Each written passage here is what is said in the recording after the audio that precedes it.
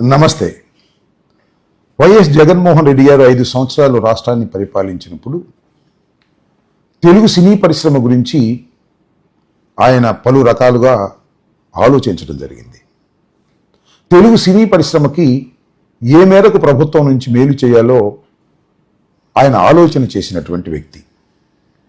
తెలుగు సినీ పరిశ్రమకు సంబంధించినటువంటి హీరోలు, నిర్మాతలు, దర్శకులు వచ్చినప్పుడు వారిని సగౌరవంగా ఆహ్వానించి వారితో చర్చలు జరిపి సాధ్యమైనంత వరకు సమస్యల పరిష్కారానికి కృషి చేసినటువంటి వ్యక్తి.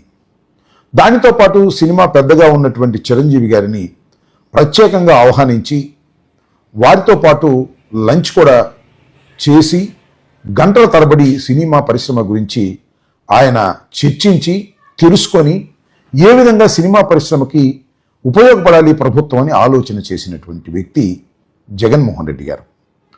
చిన్న సినిమాలు, పెద్ద సినిమాలు రెండూ కూడా బ్రతకాలి అని ఆలోచన చేసినటువంటి వ్యక్తి. చిన్న సినిమాలు బ్రతకాలి అంటే పెద్ద సినిమాలకు కావలసినటువంటి రాయితీలు ఇవ్వాలి, అలాగే చిన్న సినిమాలు ఎఫెక్ట్ కాకూడదు అని భావించారు. అందువలనే 100 కోట్లు దాటినటువంటి చిత్రాలకు ప్రత్యేకమైనటువంటి రాయితీలు ఇవ్వాలని, అదేవిధంగా చిన్న చిత్రాలను కూడా కాపాడుకుంటూ ముందుకు వెళ్ళాలని భావించారు. అయితే ఆయన మీద పెద్ద దుష్ప్రచారం చేశారు. సినిమా పరిశ్రమ వారు నెగ్లెక్ట్ చేశారని, సినిమా పరిశ్రమ మీద ఆయన కక్షబట్టారనేటువంటి మాటలు మాట్లాడారు. దానికి ప్రధానమైనటువంటి కారణం రామోజీరావు గారు. రామోజీరావు గారికి ఉన్నటువంటి సైన్యం, దానితో పాటు హీరోగా ఉన్నటువంటి పవన్ కళ్యాణ్ గారు. ఆయన చిత్రానికి సంబంధించి వకీల్ సందర్భంగా రేట్లు పెంపకంలో ప్రభుత్వం అంగీకరించకపోతే పెద్ద యాగి చేశారు. ఏమండి దిల్రాజు గారు, నాతో ఎందుకండి సినిమా తీశారు, ఎందుకు మమ్మల్ని ఇబ్బంది పెడతారు, మీరు రెడ్లే కదా, వెళ్ళి జగన్మోహన్ రెడ్డి గారితో మాట్లాడుకొని ఎందుకయ్యా మమ్మల్ని ఇబ్బంది పెడతారు సినిమా పరిశ్రమ మీద అనేటువంటి మాటలు మాట్లాడారు. అంతేకాకుండా ఎందుకంటే రాజకీయం మాకు ప్రత్యర్థి కదా, అందువల్ల చిరంజీవి గారిది ఒక క్లిప్పింగ్ పట్టుకొని చిరంజీవి గారిని అవమానించారు, చలనచిత్ర సీమనే అవమానించేశారు అనేటువంటి ప్రచారాన్ని సమయం దొరికినప్పుడల్లా పవన్ కళ్యాణ్ గారు చేశారు. జరిగింది ఏమిటి అసలు? చిరంజీవి గారు సినిమా పెద్దలతో పాటుగా వెళ్ళారు, వారితో పాటు కూర్చున్నారు, చర్చలు జరిపారు.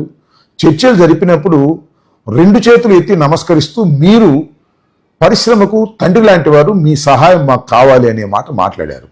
దీనిలో వైఎస్ జగన్మోహన్ రెడ్డి గారు తప్పేమిటి నేను అడుగుతా ఉన్నా.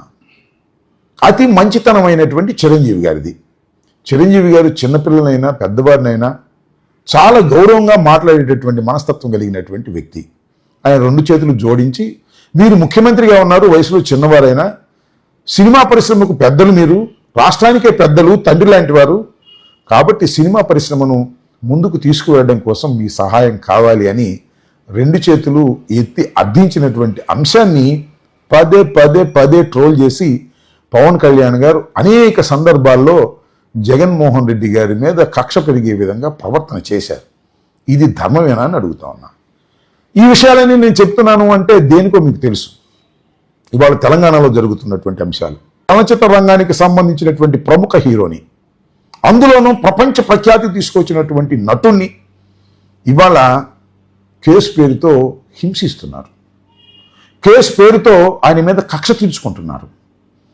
ఆయన చేసిన తప్పేమీ లేదు. రేవతి మరణానికి ఆయన నైతిక బాధ్యతే తప్ప చట్టపరమైన బాధ్యత వహించవలసినటువంటి అవసరమే లేదు. అది purely an accident, no intention, no negligence. అలాంటి వ్యక్తిని పట్టుకొని ఇవాళ ఎంక్వైరీ పేరుతోనూ, కేసుల పేరుతోనూ, తెలంగాణ వాదం పేరుతోనూ ఆయన్ని హింసిస్తున్నప్పుడు ఏం చేయాలి? ఎవరు మాట్లాడకూడదా? ఒక అంశం. 2వ అంశం, తెలుగు సినిమాకు సంబంధించిన వారందరూ వెళ్ళి రేవంత్ రెడ్డి గారితో సమావేశమయ్యారు, అనేక విషయాలు మాట్లాడారు, బయటకు వచ్చారు. వీరే మాట్లాడారు తప్ప ఆయన మాట్లాడేది రేవంత్ రెడ్డి గారు. కానీ జగన్మోహన్ రెడ్డి గారు పబ్లిక్గా మాట్లాడారు. చలనచిత్ర సీమ గురించి మీరు రండి, హైదరాబాద్ నుంచి రండి, విశాఖపట్నంలో మీకు స్థలాలు కావాల్సి ఇస్తాను, విశాఖపట్నంలో స్టూడియోలు కట్టుకుంటానంటే ఇస్తాను, మీకు అన్ని విధాలా ప్రోత్సహిస్తాను, పెద్ద సినిమాలను పెద్ద సినిమాలుగా చూద్దాం, చిన్న సినిమాలను చిన్న సినిమాలుగా చూద్దాం, 100 కోట్లు మించినటువంటి పెద్ద సినిమాలకు ప్రత్యేకమైనటువంటి రాయితీలు కల్పించే విధంగా నేను ఆలోచన చేస్తానని స్పష్టంగా మీడియా ముఖంగా చెప్పినటువంటి సందర్భాన్ని మనం మీడియాలో చూసాం. కానీ ఇక రేవంత్ రెడ్డి గారు బయటకు వచ్చి చెప్పినటువంటి సందర్భమే లేదు. అందరూ వచ్చారు, అదే స్వామి చెప్పినట్టుగా ప్రపంచ వ్యాపితంగా తెలుగువారు గొప్పగా ఉండాలంటే ప్రపంచ స్థాయికి హైదరాబాద్ను తీసుకువెళ్తాము, ఇక్కడే హబ్బుని క్రియేట్ చేస్తామనే మాటలు మాట్లాడి తప్పుకుని పోయినటువంటి సందర్భం. నేను అడుగుతా ఉన్నా, ఈ సందర్భంలో ఒక హీరో, తెలుగు హీరో, ప్రఖ్యాత హీరో డిప్యూటీ సీఎంగా ఉండి హైదరాబాద్లో తెలుగు పరిశ్రమకు జరుగుతున్నటువంటి ఈ అన్యాయాన్ని ఎందుకు ప్రశ్నించడం లేదు? ఎందుకు మౌనంగా ఉన్నారు? ప్రతి విషయంలోనూ మౌనాన్ని వీడి విమర్శించేటటువంటి వ్యక్తి, సామాజిక స్పృహ కావాలని మాట్లాడేటటువంటి వ్యక్తి, సమాజం కోసం నేను ప్రాణాలు సైతం త్యాగం చేస్తానని ప్రగల్భాలు పలికేటటువంటి వ్యక్తి, ఆ రోజున చిరంజీవి గారికి చిన్న అవమానం జరిగినట్టుగా చిత్రీకరించి జగన్మోహన్ రెడ్డి గారి మీద నిప్పులు చెరిగినటువంటి వ్యక్తి, సినిమా పరిశ్రమ అంతా కూడా జగన్మోహన్ రెడ్డి గారికి వ్యతిరేకమని ప్రచారం చేసినటువంటి వ్యక్తి. ఒక్క పవన్ కళ్యాణ్ గారు మాట్లాడేటప్పుడు ఎవరు మాట్లాడాల గుర్తుపెట్టుకోండి. అలాంటి వ్యక్తి ఈ రోజున ఒక హీరోని అరెస్ట్ చేసి హీరోని వేధిస్తుంటే, తెలంగాణ వాదాన్ని తీసుకొచ్చి రుద్దుతూ ఉంటే ఎందుకు మౌనంగా ఉన్నారు?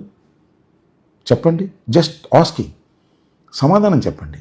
ముఖ్యమంత్రి గారు, హీరో గారు ఎందుకు మౌనంగా ఉండిపోయారు? ఎవరైనా ప్రెస్ మీట్లు అడిగినా అది కాదులే మనం వేరే మాట్లాడదాం అని ఎందుకు తప్పుకుపోతున్నారు? ఇంత మౌనం మీకు తగునా అని అడుగుతా ఉన్నా. మీ మౌనం వెనుక అనేక అర్థాలు గోచరిస్తున్నాయి.